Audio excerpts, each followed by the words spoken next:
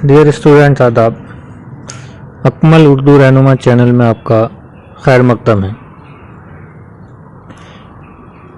Dear students, आज हम बात करेंगे मुख्तसर अफसाने की। मुख्तसर अफसाना आपके कोर्स में शामिल है और एक सवाल आपके एग्ज़ाम में आता है किसी न किसी एक सिन्फ पर। सिन्फ को हिंदी में कहते हैं विद्या। तो साहित्य की जो अलग अलग विद्याएं होती हैं उनको उर्दू में हम कहते हैं अदब की अलग अलग असनाफ। सिन्फ की जमा है असनाफ। तो साहित्य की विद्याएं यानी कहानी और नावल, दास्तान, पत्र, बहुत सारी होती हैं, रिपोर्टाज वगैरह। तो उर्दू में हम उनको कहते हैं असनाफ, या सिंगुलर में कहें, एक लफ्ज़ में कहें, सिंगल की अगर बात करें तो हम कहेंगे सिन्फ। तो उर्दू अदब में भी जो असनाफ हैं, दास्तान, नावल, अफसाना, मुख्तसर अफसाना, लघु कथा भी जिसे कह सकते हैं, और आजकल तो अत्यंत लघु कथाएं भी आ गई हैं, बहुत मुख्तसर अफसाने, और ख़त वगैरह।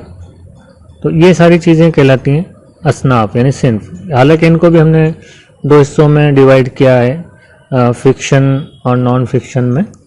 फ़िक्शन में ये आपके जो कहानी है या अफसाना है ये फ़िक्शन में आता है, और नॉन फिक्शन में जो है वो जैसे ख़त है या रिपोर्टाज है, ऐसी चीज़ें नॉन फिक्शन में आती हैं।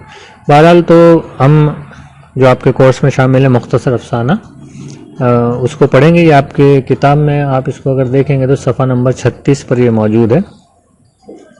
तो 2-3 वीडियो में इसको मुकम्मल करेंगे, क्योंकि एक वीडियो में मैटर ज़्यादा हो जाएगा। तो 2-3 वीडियो में इसको मुकम्मल करेंगे, 2-3 पार्ट इसके हम बनाएंगे। उसके बाद फिर प्रेमचंद का अफसाना जो है कौल का पास, वो आपके कोर्स में है, तो उसको भी पढ़ेंगे। और उसके बाद एक सुरेंद्र प्रकाश का बिजू का जो है वो भी आपके कोर्स में, उसको भी पढ़ेंगे। तो पहले ये जान लेते हैं, डॉक्टर क़ायद अली ख़ान ने आपकी किताब के पेज नंबर 36 पे एक मजमून लिखा है, जिसमें उन्होंने बताया कि मुख्तसर अफसाना क्या होता है, उसकी तारीफ़ क्या है और उसकी तारीख़ क्या है, यानी उसकी परिभाषा क्या है और उसका इतिहास क्या है। तो चलिए हम शुरू करते हैं। मैं किताब का सबक, ये जो मजमून है, पढ़ता रहूँगा, ताकि किताब आपके सामने स्क्रीन पर भी रहेगी, और जहाँ वजाहत की ज़रूरत होगी वहाँ चीज़ें मैं समझाता चलूँगा आपको।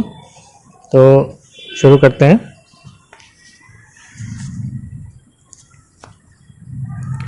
मुख्तसर अफसाना मगरिबी अदब से उर्दू अदब में दाखिल हुआ। मगरिबी अदब यानी वेस्टर्न, पश्चिमी साहित्य से, अंग्रेज़ों से आया। मुख्तसर अफसाने को अंग्रेज़ी में शॉर्ट स्टोरी कहा जाता है। एक तो होती है स्टोरी जो बड़ी होती है, लेकिन इसको कहते हैं शॉर्ट स्टोरी यानी छोटी कहानी। इसमें मुख्तसर किस्सा होता है, इसलिए इसमें पूरी ज़िंदगी को पेश नहीं किया जाता, बल्कि ज़िंदगी का एक वाक़या, एक किरदार यानी कैरेक्टर, एक जज्बा, एक ख्याल या ज़िंदगी की एक झलक पेश की जाती है। इख्तिसार यानी शॉर्टनेस, छोटा होना। जिद्दत यानी नयापन, नवीनता।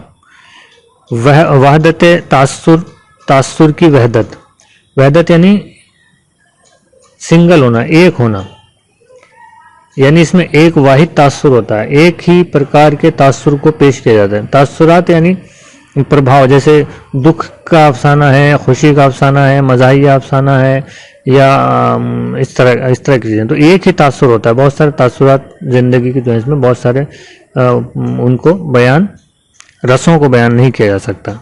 जामियत, रोमानियत इसकी इम्तियाज़ी खुसूसियात हैं।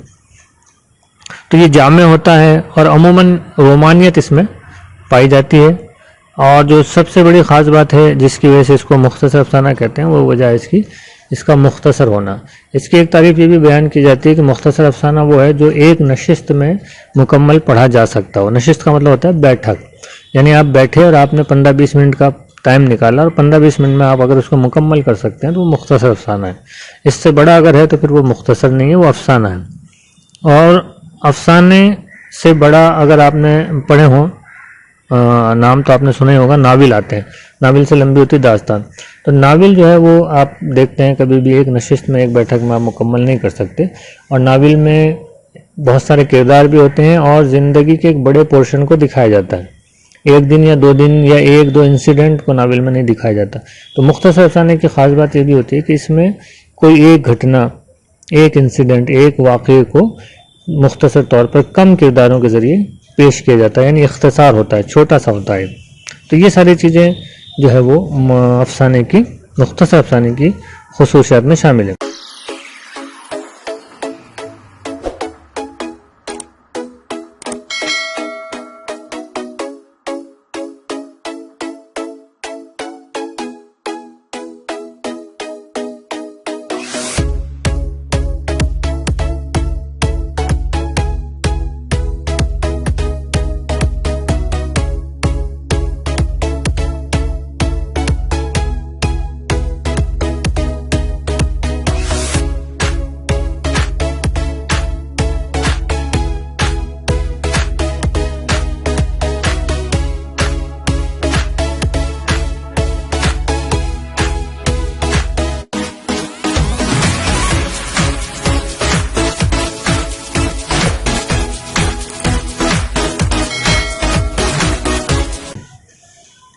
अफसाना एक जदीद अदबी सिन्फ है, ये कदीम नहीं है। कदीम तो थी दास्तान, दास्तान के बाद फिर आया नाविल, और नाविल के बाद अफसाना, और अफसाने के बाद मुख्तसर अफसाना। जैसा आप देख रहे हैं कि अब जदीद दौर में आप देख रहे हैं अब तो लोगों को मुख्तसर अफसाना पढ़ने का भी वक्त नहीं है। मोबाइल में और इलेक्ट्रॉनिक मीडिया के ज़रिए लोग जो है वो चीज़ों को देखते हैं। पुराने ज़माने में लंबी लंबी दास्तानें पढ़ा करते थे या सुना करते थे, फिर वक्त कम हुआ इंसानों के पास तो उससे छोटी चीज़ नाविल आई, फिर और वक्त कम हुआ इंसानों के पास तो फिर हम कहानी और अफसाने पर आ गए, और फिर और वक्त कम हुआ तो हम मुख्तसर अफसाने पर आ गए।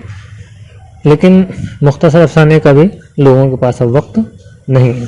तो ये जदीद है, यानी मॉडर्न सिन्फ है, मॉडर्न जो है विद्या है, जो वक्त के तकाज़ों के सबब वजूद में आई। जो मैंने अभी बात की, वक्त की वजह से, वक्त की किल्लत, अब इंसान के पास इतना वक्त नहीं है कि वो बैठकर लंबी चीज़ों को पढ़ सके। इससे पहले नाविल निगारी का चलन था, जो मैंने आपको भी बताया, अफसाने से बड़ा होता है नाविल। अमरीकी अदीब एडी ग्राइलिन पो ने अफसाने की तारीफ इस तरह की है। एक अमरीकी अदीब हैं एडी ग्राइलिन पो, तो उन्होंने अफसाने की जो तारीफ लिखी है वो ऐसी लिखी है कि मुख्तसर अफसाना एक ऐसी बयानिया नसरी सिन्फ है जो एक ही नशिस्त में पढ़ी जा सके। बयानिया क्योंकि इसमें बयान किया जाता है, आप किसी चीज़ को बयान कर रहे हैं। नसरी इसलिए क्योंकि ये गद्दे में है ना, प्रोज में, पोइट्री में नहीं है, नज़्म की उसमें नहीं है। तो जो एक ही नशिस्त में यानी एक ही बैठक में पढ़ी जा सके, जो मुतासिर कुन अंदाज में लिखी गई, यानी प्रभावशाली हो। मुतासिर तासुर से बना, यानी इसमें कुछ इफेक्ट होना चाहिए, प्रभाव होना चाहिए जो दिल को छुए आपको, जिसमें वहदत तासुर और जामियत हो, और एक ही प्रकार के तासुर को उसमें पेश किया जा सके, एक ही प्रकार के प्रभाव को उसमें पेश किया जा सके। मुख्तसर अफसाने की इम्तियाजी खुसूसियत इख्तिसार है। अभी देखिए एक और इसकी जो हमने बात की, यानी छोटा होता है। इसमें गैर ज़रूरी और गैर मुताल्लिक़ बातों की गुंजाइश नहीं होती, ना तो तवील मुकालमे होते हैं। तवील का मतलब होता है लंबा, बड़े बड़े मुकालमे यानी डायलॉग्स, तो इसमें बड़े डायलॉग्स नहीं होते, छोटे छोटे मुकालमे होते हैं। ना मंजर निगारी भी नहीं होती, जैसा आपने देखा कि नाविल में मंजर पेश किया जाता है, कोई भी जो है सीन पेश करने से पहले वहाँ के आसपास के माहौल के बारे में और उसके बारे में जो है वो बातें लिखी जाती हैं, ताकि जहाँ वो घटना घटित हो रही है, जहाँ के बारे में बात की जा रही है, उसका नक्शा आपके आंखों के सामने आ जाए। तो वो सारी चीज़ें इसमें पेश नहीं की जाती, क्योंकि अगर ऐसा हम करेंगे तो फिर वो मुख्तसर नहीं रहेगा, अफसाना लंबा हो जाएगा। तो मुख्तसर अफसाने की इम्तियाजी खुसूसियत इख्तिसार है। इसमें गैर ज़रूरी और गैर मुताल्लिक़ बातों की गुंजाइश नहीं होती, ना तो तवील मुकालमे होते हैं, ना मंजर निगारी। हर जगह इख्तिसार को मद्देनज़र रखा जाता है, यानी ये हर जगह ये सोचा जाता है, इस बात का ध्यान रखा जाता है कि हर चीज़ मुख्तसर हो, ना लंबे डायलॉग हो, ना लंबी मंजर निगारी हो, ये ना कहानी बड़ी हो। मुख्तसर अफसाने के अज्ज़ाए तरकीबी दर्जे झेल है या हस्ब झेल है। अज्ज़ाए तरकीबी यानी मुख्तसर अफसाना जो है इसके कौन कौन से पार्ट्स होते हैं जो उसमें होने चाहिए एक अच्छे अफसाने में, तो वो कौन कौन से हैं उसको हम देख लेते हैं। नंबर 1 है कहानी। जाहिर सी बात है, आप कोई भी अफसाना लिख रहे हैं तो उसकी बुनियाद एक वाक़े पर या किस्से पर, कहानी पर बेस्ड होगी। कोई कहानी नहीं है, कोई वाक़या नहीं है, तो फिर आप उसको कैसे करेंगे। तो कोई ना कोई कहानी उसकी बुनियाद में होनी चाहिए। नंबर 2 होता है प्लॉट। प्लॉट का मतलब होता है एक तरतीब, कि आप उस कहानी को किस तरह से पेश करेंगे। कौन सा किरदार पहले आएगा, उसका क्या डायलॉग होगा, फिर कौन सा किरदार आएगा, फिर कौन सा किरदार आएगा। तो वो सिस्टम जो होता है, वो तरतीब जो होती है, उसको हम कहते हैं प्लॉट। तो कहानी होनी चाहिए, एक वाक़या होना चाहिए, फिर नंबर 2 एक प्लॉट होना चाहिए, फिर उस प्लॉट के मुताबिक, कहानी के मुताबिक उसके कैरेक्टर्स यानी किरदार होने चाहिए। किरदारों के बाद जब किरदार होंगे तो कहानी आगे आप कैसे बढ़ाएंगे, आप उनके डायलॉग्स के ज़रिए, उनकी बातचीत के ज़रिए कहानी को आगे बढ़ाएंगे। तो मकालमे, मकालमा कहते हैं डायलॉग्स, तो डायलॉग्स होने चाहिए। उसके बाद पस मंज़र या ज़माओ मकाम, इन अल्फाज को देखें। पस मंज़र का मतलब होता है मंज़र के पीछे, यानी जो भी चीज़ आप बयान कर रहे हैं उसका आगा पीछा भी उसमें मौजूद होना चाहिए। और ज़माओ मकाम जो 2 लफ्ज़ हैं इसको आप देखें। इसको ज़मा का मतलब होता है ज़माना, यानी उसका काल, उसका वक्त, वो आप उसमें कहानी में बताएंगे कि ये जो घटना है, ये जो वाक़या है, जो कहानी है, ये कब हुई या कब ये वाक़या पेश आया, जो है आपके अफसाने के एतबार से। तो वो ज़माने के बारे में भी आप बताएंगे। और मकान यानी जगह, कौन सी जगह ये वाक़या या जो भी आप सीन पेश कर रहे हैं उसकी जगह क्या है। जो भी डायलॉग्स या किरदार जहाँ खड़े होकर डायलॉग्स बोल रहे हैं, या जहाँ बातचीत की जा रही है, जहाँ के बारे में आप ये वाक़े को पेश कर रहे हैं मुख्तसर अफसाने में, तो उसका ज़माना क्या है, कौन से वक्त का है, दिन का है, रात का है, तारीख़ क्या है, वगैरह वगैरह, और उसकी जगह क्या है। तो ये है ज़मा व मकान। उसके बाद उसलूब। उसलूब का मतलब होता है ढंग, तरीक़ा। हर 2 चीज़ें इसमें नोट करें। एक तो हर राइटर का लिखने का अपना एक तरीक़ा और ढंग होता है, उसकी एक अपनी ज़बान होती है। दूसरी चीज़ है जो यहाँ उसलूब जिससे मुराद ली जा रही है, वो है कहानी कहने का तरीक़ा। कहानी या अफसाना बयान करने के बहुत सारे तरीक़े हो सकते हैं। एक तरीक़ा ये हो सकता है कि आप कहानी को ऐसे, मुख्तसर अफसाने को ऐसे पेश करें जैसे कोई घटना या कोई वाक़या आपके सामने पेश आया हो और आप उसको देखा हो, आप उसके शाहिद हैं, आप उसके गवाह हैं, और उसको आप अपने जो आपके सामने वाक़या पेश आया उसको आप खुद बयान कर रहे हैं। तो वो बयानिया तरीक़ा हो सकता है। एक तरीक़ा ये हो सकता है कि आप खुद एक किरदार बन जाएं उस मुख्तसर अफसाने में, तो उस किरदार के ज़रिए आप कहानी को पेश करें। तो इस तरह बहुत सारे तरीक़े हैं जिनके ज़रिए हम कहानी को पेश करते हैं। तो वो कौन सा तरीक़ा है जिसके ज़रिए आप कहानी पेश कर रहे हैं, वो कहलाता है उसलूब। और उसके बाद है नुक्ता नज़र, यानी इस कहानी के ज़रिए, इस मुख्तसर अफसाने के ज़रिए, इसके माध्यम से आप क्या नुक्ता नज़र पेश करना चाहते हैं, अपनी क्या विचारधारा, अपना क्या ख्याल पेश करना चाहते हैं।